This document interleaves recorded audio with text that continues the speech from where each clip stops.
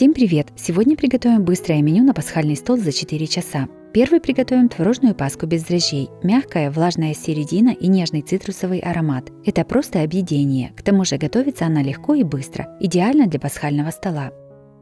Берем 300 грамм творога и измельчаем его погружным блендером до получения гладкой однородной массы. Также творог можно перетереть через сито с помощью ложки. Я использую творог жирностью 9%. В отдельную миску разбиваем 3 яйца.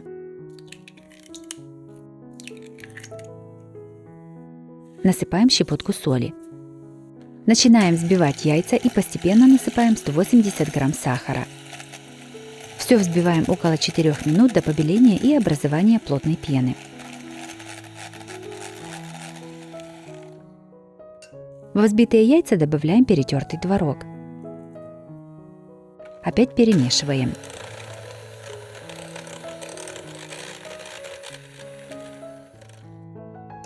Сюда же добавляем 70 грамм растопленного, но не горячего сливочного масла. Насыпаем 10 грамм ванильного сахара. Добавляем цедру одного лимона. Снимаем только желтую часть. Я предварительно лимон помыла и обдала кипятком, чтобы смыть жирную пленку. Все перемешиваем миксером. Вместо лимона можно использовать апельсин. В сито насыпаем 200 грамм муки и 10 грамм разрыхлителя. Просеиваем в тесто. Перемешиваем миксером. Муку всю сразу не насыпайте, смотрите по консистенции теста. Так как творог бывает разной влажности, то муки может понадобиться немного больше или меньше. Тесто должно получиться мягкое, но в то же время оно не должно растекаться по миске. В готовое тесто насыпаем 100 грамм цукатов. Все перемешиваем лопаткой. Вместо цукатов можно добавить изюм. Тесто разделяем на 3 примерно одинаковые порции и выкладываем в формочки. Диаметр моих формочек 9 см, а высота 8 см. В каждую формочку я выложила 330 грамм теста. Для того, чтобы выровнять верх пасочки, на лопатку наливаем немного растительного масла и аккуратно разравниваем тесто. Формы с тестом ставим на противень. Все ставим в духовку на уровень ниже среднего. Духовка должна быть предварительно разогрета до 160 градусов. Выпекаем примерно 45-50 минут.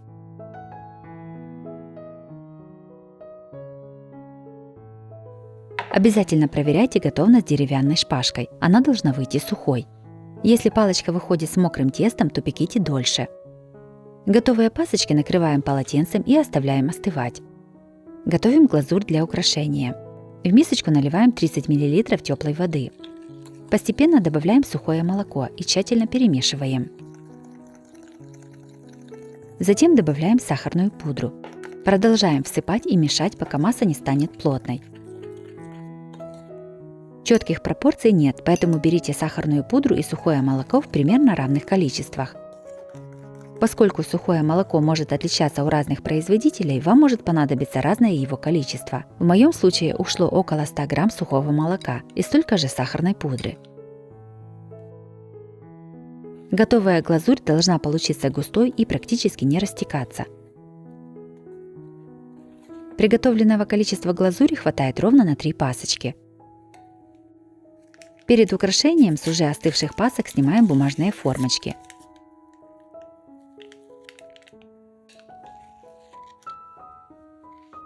Приготовленной глазурью смазываем пасочки сверху.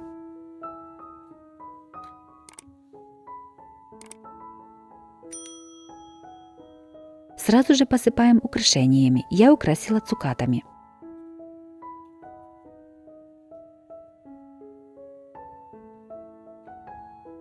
Паски получились невероятно вкусные, с мягкой влажной серединой и ярким цитрусовым ароматом. Они станут настоящим украшением вашего пасхального стола, а готовятся они проще, чем кажется.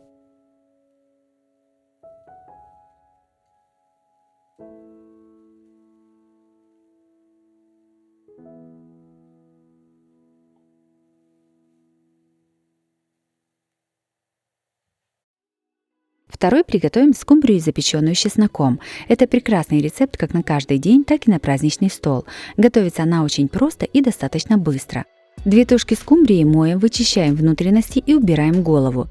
Каждую рыбу нужно разделить на филе. По хребту делаем надрез и руками отделяем половину тушки от хребта. Вырезаем плавники. Точно так же отделяем хребет со второй половины рыбы и вырезаем плавники по бокам. Все косточки, которые остались, вынимаем пинцетом или руками. Кости отделяются просто, и их в скумбрии немного. Готовим маринад. В мисочку насыпаем примерно 1/4 часть столовой ложки соли. Наливаем 2-3 столовых ложки растительного масла. Насыпаем 2 чайных ложки молотой сладкой паприки. Добавляем черный молотый перец. И выдавливаем 2-3 зубчика чеснока. Все перемешиваем. Приготовленный маринад наносим на филе скумбрии. Маринад равномерно распределяем по рыбе руками. Оставляем мариноваться примерно на 1-2 часа. Если нет времени, то можно готовить дальше. Форму для выпечки смазываем растительным маслом. Выкладываем на нее подготовленное филе рыбы. Все ставим в духовку, разогретую до 200 градусов. Запекаем приблизительно 20-30 минут до готовности рыбы. Будьте внимательны, не пересушите рыбу. Рыба готова. Ее можно подавать как в горячем, так и в холодном виде. Перед подачей рыбу желательно нарезать порционными кусками, так ее будет удобнее брать. Скумбрия, запеченная с чесноком, получилась очень вкусная, ароматная и румяная. Готовится просто.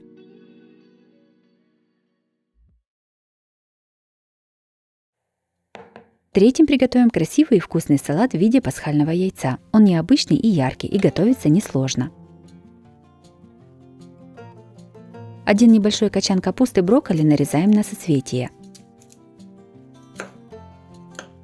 Каждое соцветие, если оно крупное, то разрезаем еще на несколько частей. В кастрюле воду доводим до кипения и немного ее солим. В кипящую воду кладем капусту. Варим 3-4 минуты после закипания воды.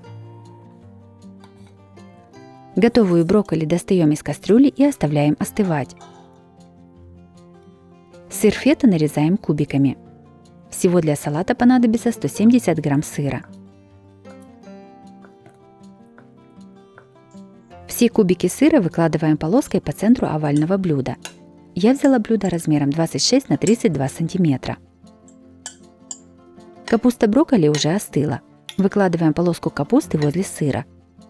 Выкладываем только половину всей брокколи. Берем 100 грамм греческого йогурта, немного его солим. Добавляем черный молотый перец. Сюда же выдавливаем 1 зубчик чеснока через пресс. Все перемешиваем. 4 вареных яйца разделяем на желток и белок.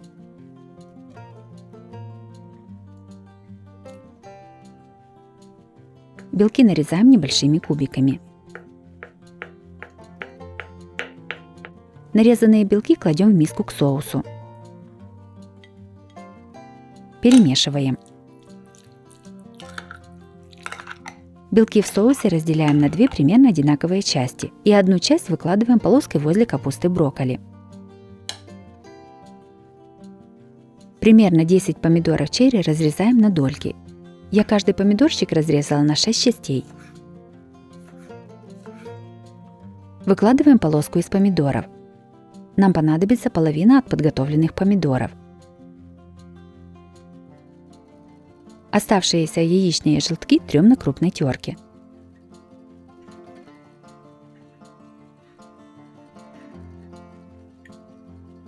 Небольшую часть подготовленных желтков кладем самой последней полоской с этой стороны блюда. Блюдо разворачиваем и выкладываем продукты на другой стороне. Возле сыра насыпаем оставшиеся тертые желтки.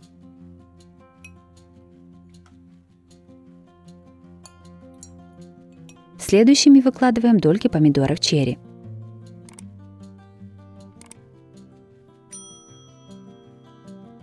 Возле помидоров делаем полоску из белков с йогуртовым соусом. И последней полоской выкладываем оставшуюся капусту брокколи. Салат готов, можно подавать на стол.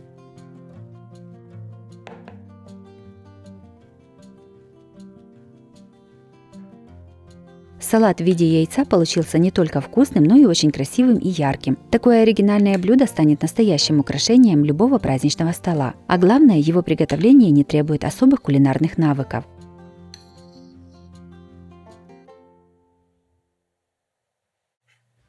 Четвертым приготовим быстрый салат с овощами и зеленью. Салат очень легкий и вкусный, он прекрасно подходит для праздничного стола.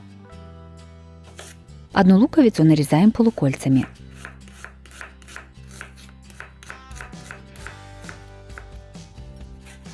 Одну морковь трем на крупной терке. На сковороду наливаем растительное масло и кладем нарезанный лук. Пассируем лук до золотистости.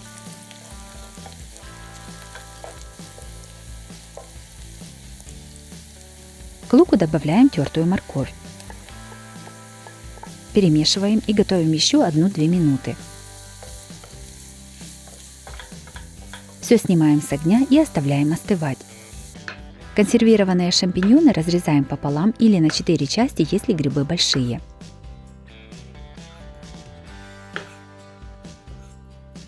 В миску кладем одну пачку салатного микса весом примерно 100-120 грамм. Сюда же добавляем одну банку консервированной фасоли, я ее предварительно промыла водой. Насыпаем нарезанные грибы и добавляем пассерованный лук с морковью. Готовим заправку для салата. В мисочку выдавливаем через пресс 1 зубчик чеснока. Насыпаем немного соли. Добавляем черный молотый перец. 1 чайную ложку горчицы с зернами. 1 столовую ложку яблочного уксуса. Его можно заменить лимонным соком. И наливаем 1 столовую ложку оливкового масла. Все перемешиваем до однородности.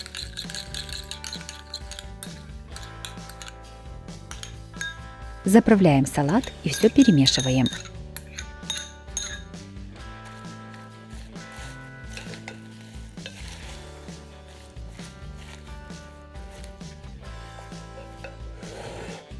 Готовый салат перекладываем на блюдо и подаем на стол.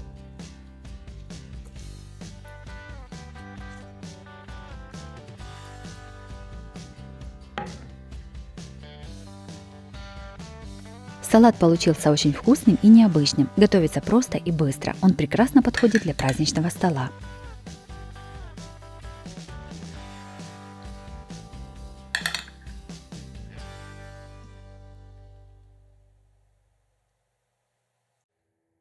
Следующим приготовим салат с огурцами и колбасой. Он сытный и легкий в приготовлении. Сначала подготовим ингредиенты. 1 большой огурец нарезаем сначала вдоль на пластинки, а затем брусочками. Колбасу нарезаем кружочками. Получившиеся кружочки режем брусочками. Понадобится 200 грамм колбасы, ее можно заменить ветчиной. 2 вареных яйца нарезаем кубиками.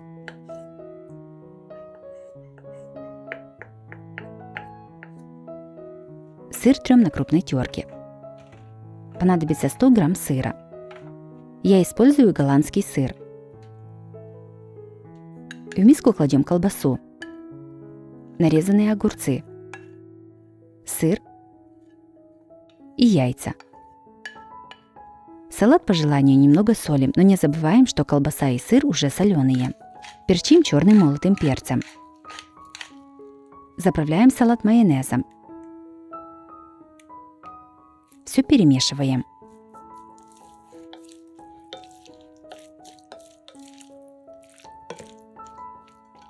Салат готов. Выкладываем его на красивое блюдо и подаем на стол.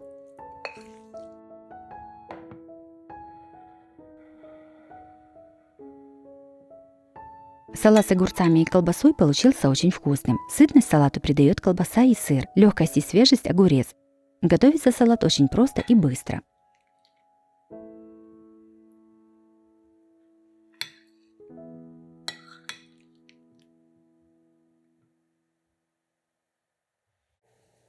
Следующими приготовим бутерброды-грибочки. Они красивые, яркие и необычные. Приготовление максимально простое и быстрое.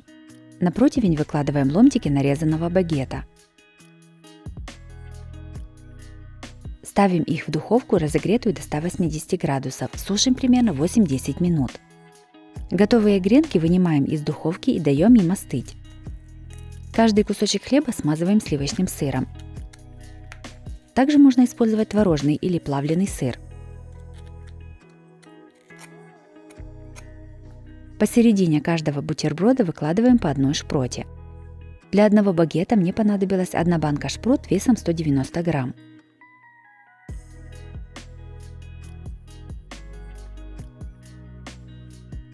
Помидор среднего размера разрезаем пополам. Половинки помидора нарезаем пластинками. Пластинки помидора выкладываем на подготовленные ломтики батона. Кладем их со стороны хвоста рыбки. Так помидоры выкладываем на все бутерброды.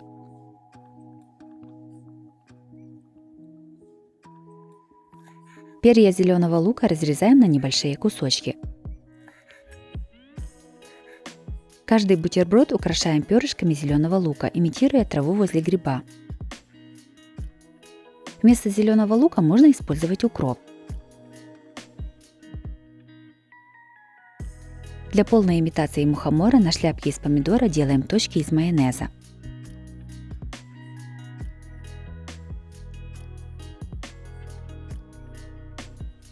Бутерброды готовы, можно подавать на стол. Бутерброды-грибочки получились красивыми, яркими и очень вкусными. Они прекрасно подходят для любого праздничного стола. Седьмой приготовим быструю закуску на праздничный стол. Для нее понадобится всего лишь 3 ингредиента и примерно 15 минут времени. Получается она вкусная и необычная. Берем 200 грамм фиников, моем и заливаем кипятком. Оставляем на 5-10 минут. Пока настаиваются финики, берем сыр с голубой плесенью. Я взяла сыр дорблю. Нарезаем его на небольшие брусочки. Для 200 грамм фиников понадобится 120 грамм сыра. Финики уже настоялись, сливаем с них воду и у каждого финика делаем продольный надрез, не разрезая финик до конца. Вынимаем косточку. В каждый подготовленный финик кладем кусочек сыра. Сверху немного вдавливая, кладем четвертинку грецкого ореха. Таким методом складываем все закуски. Также на моем канале есть и другие рецепты закусок, смотрите их по ссылке на экране или в описании под видео. Из этого количества ингредиентов у меня получилось 22 закуски.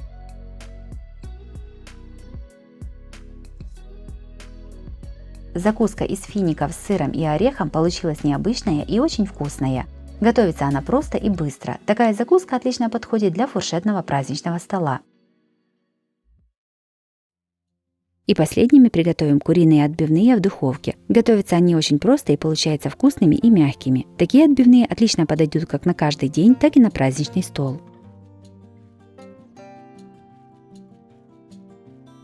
Сначала подготовим мясо. 3 куриных филе общим весом 1 кг моем и обсушиваем бумажными полотенцами.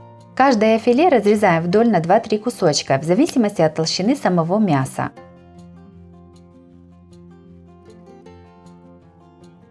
Каждый кусочек филе отбиваем молотком для мяса с двух сторон. Отбивать нужно не очень сильно, чтобы филе не разорвалось.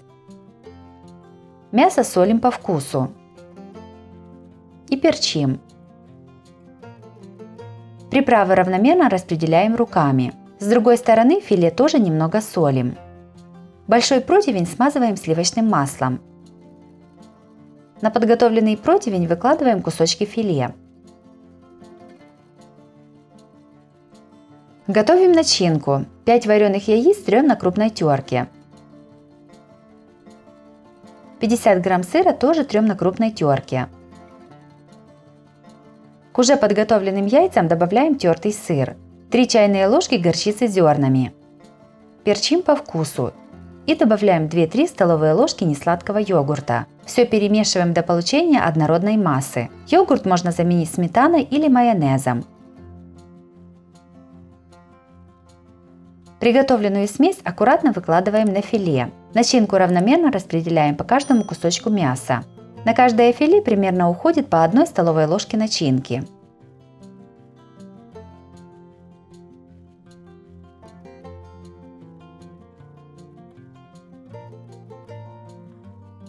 Все ставим в духовку, разогретую до 180 градусов, и запекаем примерно 30-35 минут.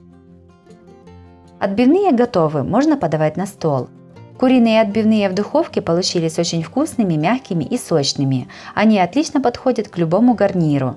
Такое блюдо можно подавать как на обед, так и на ужин для всей семьи.